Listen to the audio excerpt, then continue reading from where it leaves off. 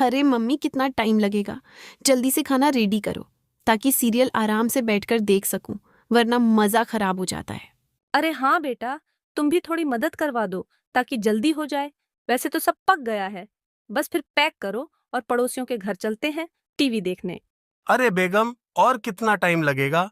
बहुत लेट हो रहा है। मैं तो भाई जा रहा हूँ। फिर तुम लोग जल्दी से खाना पकाकर ले आना बस। हाँ, बस 2 मिनट, खाना पक गया है।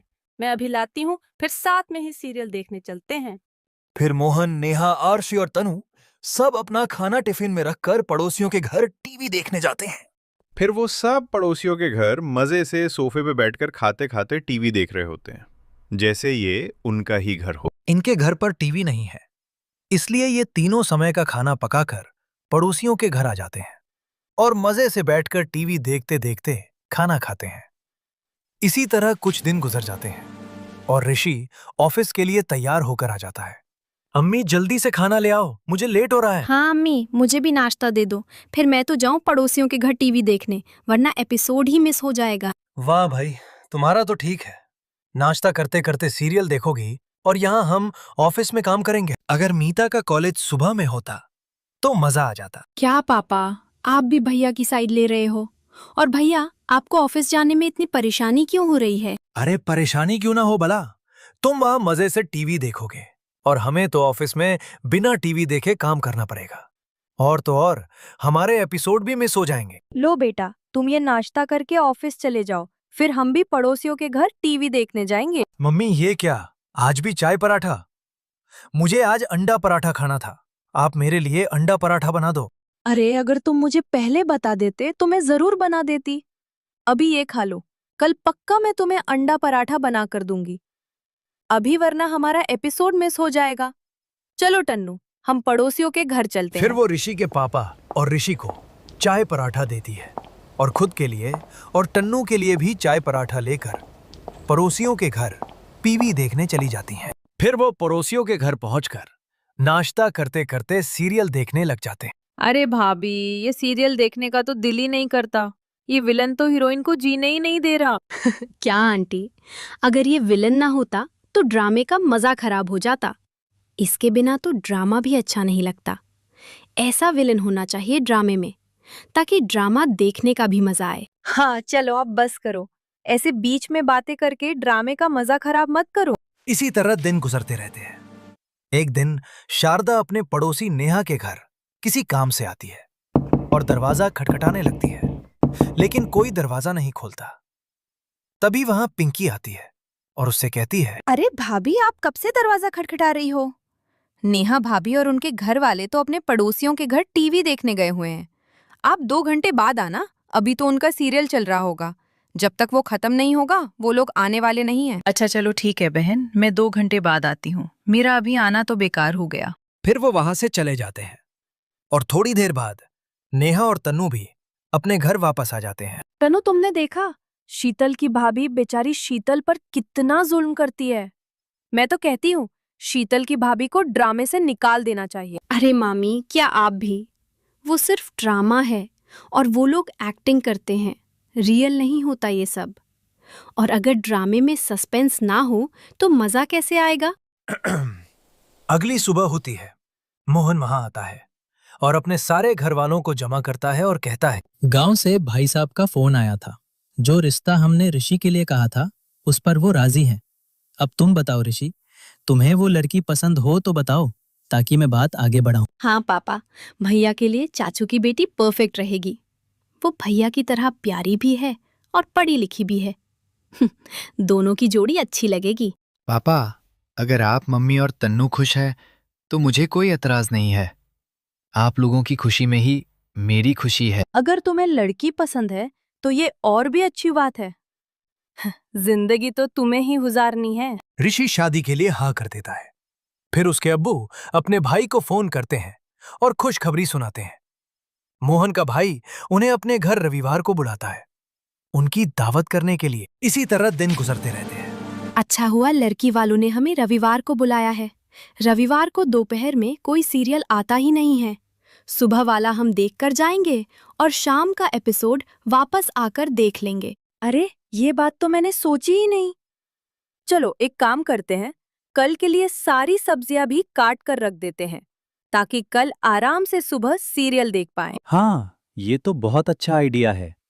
टीवी देखते देखते आराम से सारे काम भी निपट जाएंगे और समय का भी पता नहीं चलेगा। दोपहर में ये लोग अपने छोटे मोटे काम जैसे सब्जी काटना, गिफ्ट्स पैक कर पड़ोसियों के घर टीवी देखते देखते कर लेते हैं।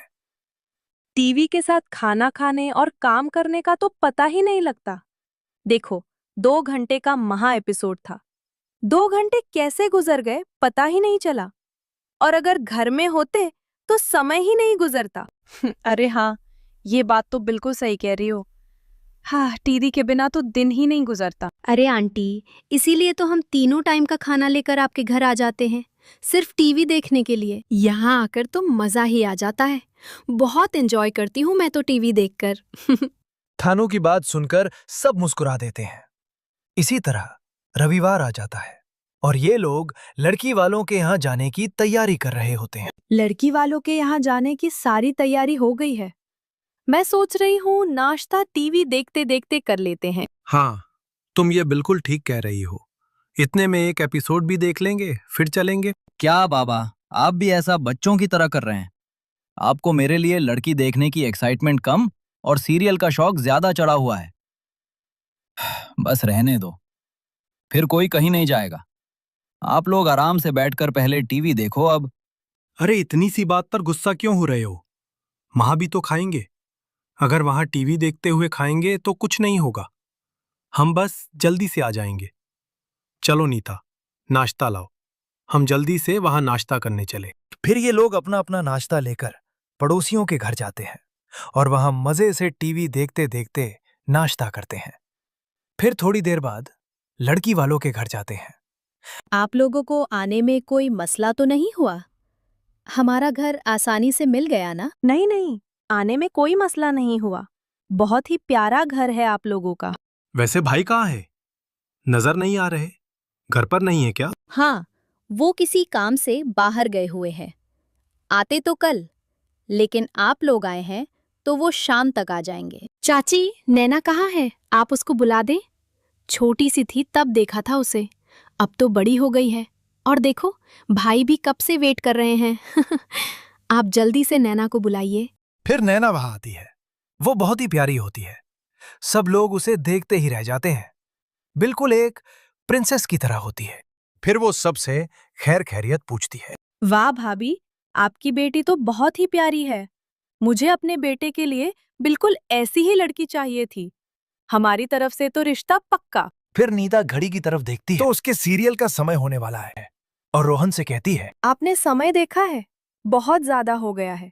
जल्दी से घर चलते हैं, वरना सीरियल निकल जाएगा। हाँ, मैं भी यही सोच रहा था। चलो भाभी, अब हमें इजाजत दे, हम चलते हैं। वो क्या है ना, इस समय हमारा सीरियल आता है, वरना वो मिस हो जाएगा। क्या पापा, यहाँ भी आप सीरियल देखने का सोच रहे हैं? हम अच्छे से पहले बात कर लेते हैं, इनका जवाब सुनकर चलते हैं। ओह, मुझे तो ऐसा लग रहा है कि आप लोगों को रिश्ते से ज्यादा सीरियल में दिलचस्पी है। देखो भाई साहब, हम अपनी बेटी ऐसे घर बिल्कुल नहीं दे सकते जहां हमारी बेटी से ज्यादा सीरियल की फिक्र हो। आपने अपने भाई के आने तक का इंतजार नहीं किया। चलो खैर, अब आप लोगों की मर्जी, आप लोग जा सकते हैं। फिर ये लोग उदास होकर वापस आ जाते हैं और इन्हें एहसास होता है कि सीरियल के चक्कर में उन्होंने ऋषि की खुशी को नहीं देखा। बेटा, मुझे माफ कर दो। मुझे एहसास हो गया है कि सब कुछ सीरियल नहीं होता। सीरियल के चक्कर में मैंने तुम्हारी खुशी खराब कर दी। हाँ बेटा, मुझे भी माफ कर दो। मैंने ही सीरियल वाली बात तुम्हारे अब्बू से कही थी। बस मैं आप लोगों को यही एहसास दिलाना चाहता था कि सब कुछ टीवी नहीं होता। मुझे पता था आप वहां भी सीरियल की बात कहोगे, इसलिए मैंने पहले से ही यह प्लान बना लिया था आपको एहसास दिलाने के लिए। वैसे वो लड़की वालों ने भी हाँ कर दी। हाँ बेटा, अब हमें एहसास हो गया है। अब हम दोबारा ऐसा कभी नहीं करेंगे।